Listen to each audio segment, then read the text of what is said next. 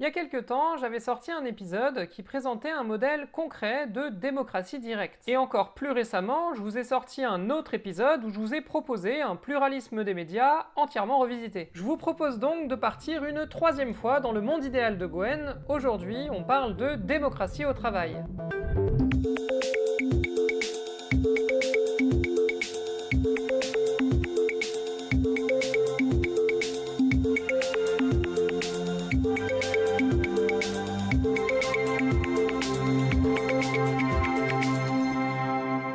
Il y a une formule assez connue pour résumer le paradoxe le plus évident et le moins conscientisé de la démocratie libérale.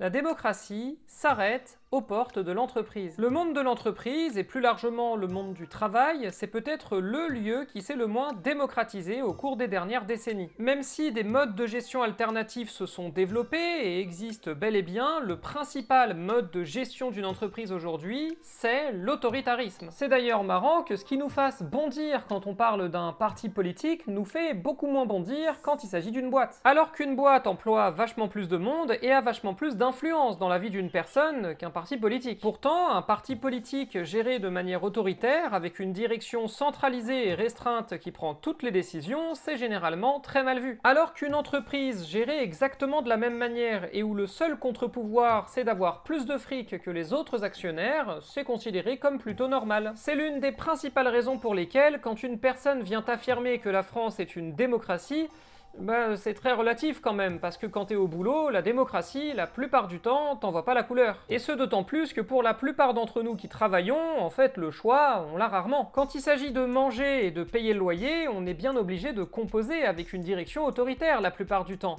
Parce que la plupart des jobs impliquent de faire avec une direction autoritaire. C'est pas pour rien qu'un certain nombre d'influenceurs, vendent des formations merdiques prometteuses, qui vous proposent d'obtenir la liberté financière, c'est-à-dire d'avoir assez d'argent pour devenir votre propre patron. Sauf que même dans le rare cas où ça marche, vous vous contentez juste de passer du côté des patrons autoritaires. Vous changez pas grand-chose à la situation finalement. Bref, aujourd'hui, la plupart des partis politiques ont compris qu'il y a une majorité de la population qui veut vivre dans une société plus démocratique.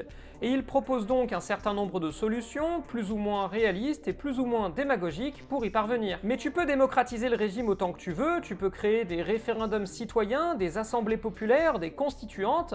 Si tu ne démocratises pas le travail, il n'y a finalement que les gens qui s'intéressent vraiment à la politique, qui auront l'impression que quelque chose a changé. Donc pour un vrai changement, il faut la démocratie directe, un vrai pluralisme politique et la démocratie au travail. Alors comment on s'y prend? Alors il n'y a pas une seule bonne réponse, mais histoire d'alimenter le débat, je vais vous faire une proposition politique. Transformons toutes les entreprises en coopératives où les dirigeants, s'il y en a, sont élus par les travailleurs eux-mêmes. Il y a déjà des statuts juridiques qui permettent plus ou moins de le faire, notamment la SCIC, la Société coopérative d'intérêt collectif, même si ça nécessiterait probablement des adaptations s'il fallait le généraliser. Mais rien que ça, imaginez rien que ça. La personne ou le groupe de personnes qui dirige une entreprise doit être élu par ses employés, est révocable à tout moment par une majorité qualifiée, doit être réélu régulièrement par ces mêmes employés et est donc responsable devant eux. Rien qu'en faisant ça, rien qu'avec ce petit ajustement, on rééquilibre grandement la balance. Si un patron est tyrannique et traite ses employés comme de la merde, il dégage. Ça n'empêche pas nécessairement cette personne de rester au sein de l'entreprise, elle reste investisseuse et sociétaire par exemple. Mais par contre, ce n'est plus elle qui prend les décisions. Donc ça n'est pas pour autant confiscatoire. Si tu as fondé une entreprise, que tu y as investi 10 000 € mais que tu es chassé de la direction, ton investissement y reste, et si l'entreprise se porte bien, il pourra fructifier. C'est bien pour ça que ça ne règle pas tout d'ailleurs, mais rien que ça serait déjà énorme. Et pas suffisant. Rajoutez à ça que la stratégie de l'entreprise doit être définie collectivement. Les travailleurs sont associés à la prise de décision et la stratégie de l'entreprise est entérinée là aussi par un vote. Et on peut même aller encore plus loin avec des entreprises intégralement autogérées où toutes les décisions qui ne relèvent pas de la gestion comptable sont prises par des assemblées générales de tous les travailleurs, par exemple des réunions hebdomadaires. Et pour des entreprises qui seraient trop grosses pour permettre ça de manière correcte, on peut le faire avec des assemblées générales faites de travailleurs tirés au sort. Alors dit comme ça, c'est sûr que ça peut être radical de proposer ça. Et c'est évident qu'une telle transformation transformerait complètement le rapport des travailleurs à leur travail. Mais en vrai, c'est pas si radical que ça, parce que ce que je propose, pour l'essentiel, c'est d'aligner la gestion de l'entreprise sur la gestion de l'État. Bah oui, une entité dont les dirigeants sont réélus périodiquement et où les principales décisions sont prises avec des votes, c'est comme ça que fonctionnent les institutions parlementaires. Et d'ailleurs, pas mal d'associations fonctionnent aussi comme ça. Mais cette proposition, par exemple, ne remet pas tellement en question le système capitaliste, puisqu'une entreprise peut toujours accumuler des capitaux.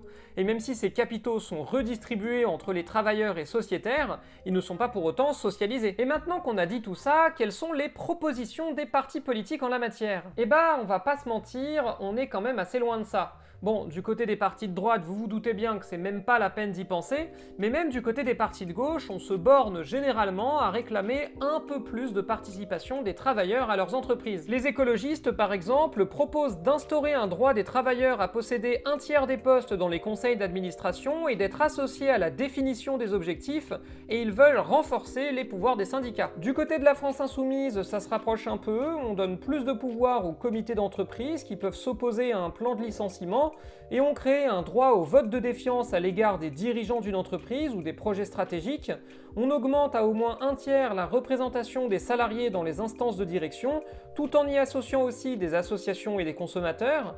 LFI veut également encourager la reprise des entreprises par leurs salariés sous la forme de coopératives en cas de vente. Les communistes, c'est à peu près pareil, droit de veto salarié sur les projets de licenciement et participation accrue au conseil d'administration. Et les socialistes, enfin, le programme non définitif de l'aile gauche du Parti socialiste, dont l'aile droite ne veut pas entendre parler, mais vous commencez à comprendre comment ça marche au PS. Bref, une partie des socialistes propose que les salariés composent 50% des conseils d'administration des grandes entreprises et de permettre aux salariés des réseaux de franchise et des coopératives de commerçants d'être représentés au niveau du réseau. Et j'ajouterai aussi que le programme de place publique, qui n'est a priori pas forcément le programme de Raphaël Glucksmann, mais t'inquiète. Bref, le programme de place publique donc parle d'encourager le développement des coopératives, d'intégrer davantage les représentants des salariés dans les conseils d'administration des entreprises, sans trop préciser à quel pourcentage du coup, et c'est tout. Donc à gauche, à peu près tout le monde est d'accord sur le fait de renforcer la participation des salariés à leurs entreprises,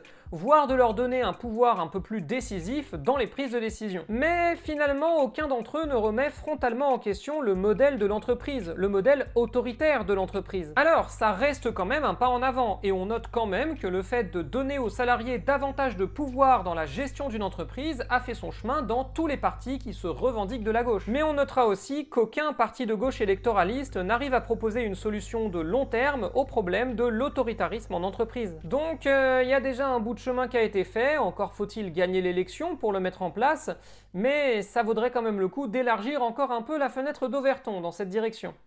À la prochaine!